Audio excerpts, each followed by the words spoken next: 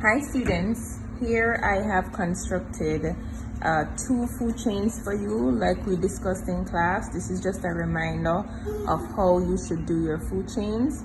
We have the producer here, and this arrow shows the transfer of energy from the producer to the primary consumer, which is the chicken in this example, and the chicken is consumed or eaten by the snake, and the snake is eaten by the eagle. So these are some examples of food chains, and these are terrestrial food chains. So I'm just gonna do another one for you.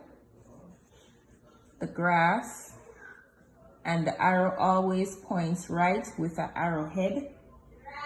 The grass is eaten by a rabbit.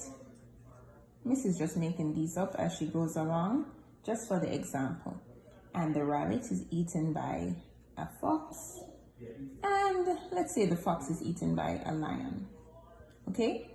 All of these food chains are terrestrial food chains. Now remember, a food chain is only a snapshot of what the organisms are feeding on, but in reality, you might have chickens eating more than just corn. You could have snakes eating more than just chicken, or eagles eating more than just snakes. Their diet will always be made up of more than one type of food. But here we have three food chains, and we're going to put them together into a food web. So when I'm doing my food web, I get a nice clean sheet of paper, and I like to start from the bottom up. So I'll do one food chain at a time.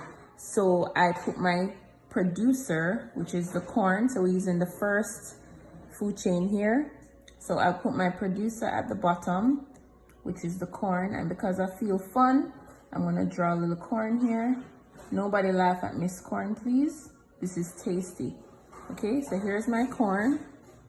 And my corn is eaten by chicken. And my chicken is eaten by a snake.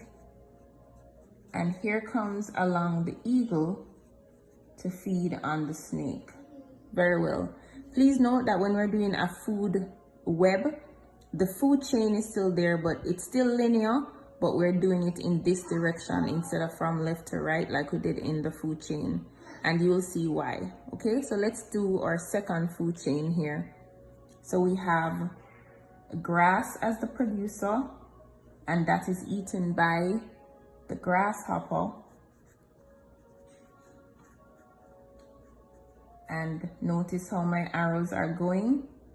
Okay, and my grasshopper is eaten by chicken.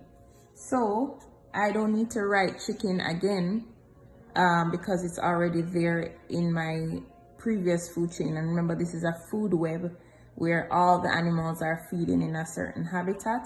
So you wouldn't write chicken again because you already had it there. Okay, then the chicken is now eaten by a fox in the second food chain. Normally, if I remembered, I would have elevated the chicken a little because I like when the arrows are going upward, but this is okay too, it's not wrong. All right, then in my third food chain here, my grass is eaten by a rabbit, and I put the arrow here to connect them.